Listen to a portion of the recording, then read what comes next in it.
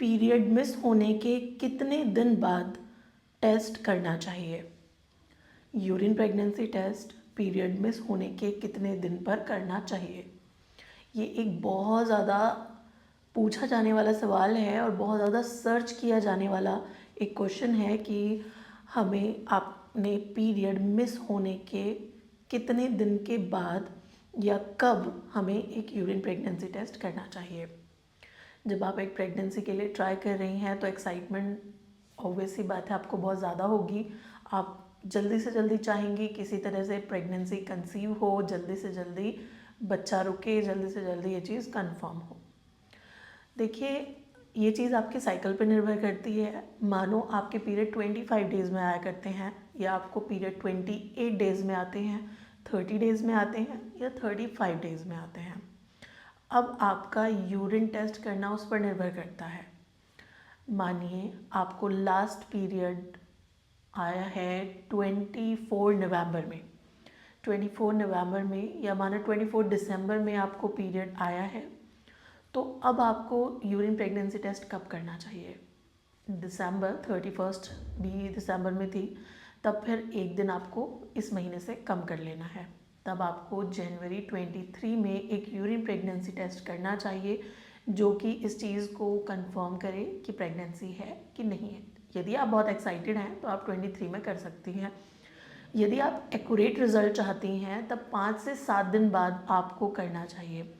माने आपको पीरियड 23 में आने वाले थे, तब आपको कोशिश करनी चाहिए कि 2 से 3 दिन इंतज़ार करें, तब एक यूरिन प्रेगनेंसी टेस्ट करो। यदि बिल्कुल एक्यूरेट रिज़ल्ट चाहिए तब 5 से 7 दिन का वेट तो करना ही पड़ता है एक्यूरेट रिज़ल्ट्स के लिए। तो यदि आपको पीरियड मिस हो गए हैं और आप चाहती हैं कि कंफर्म हो जाए तब एक यूरिन प्रेगनेंसी टेस्ट कर सकती हैं।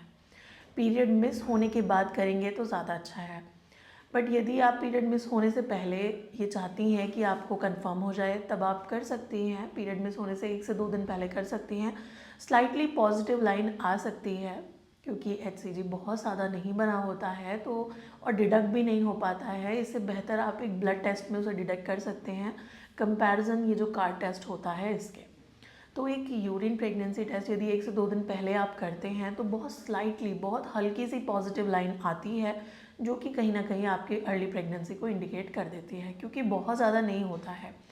जैसे ही पीरियड मिस होंगे वैसे ही HCG 24 से 48 टू 72 आवर्स में जल्दी जल्दी बढ़ना शुरू हो जाता है, जो कि तीसरे 2.5 से 3 महीने के बीच में पीक पर पहुंच जाता है।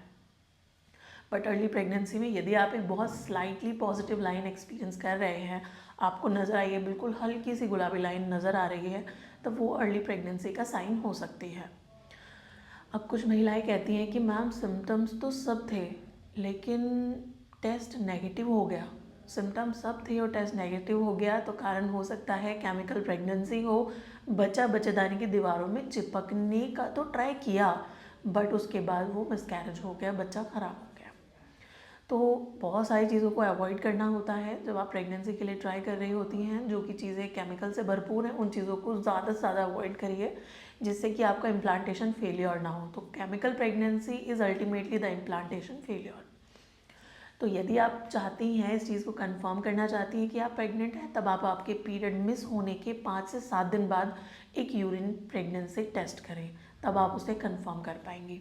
उम्मीद है मैं इसे आपको अच्छे से एक्सप्लेन कर पाई हूँ। यदि मैं आपको अच्छे से एक्सप्लेन कर पाई हूँ तो ज़्यादा से ज़्यादा महिलाओं तक शेयर करिएगा। यदि पहली बार आप मेरे वीडियोज़ को देख रहे हैं, चैनल को सब्सक्राइब करना ना भूलिए, बेल आइकन को दबाइए जिससे सबसे पहले नोटिफिकेशन आपको मिल सके। धन्यवाद।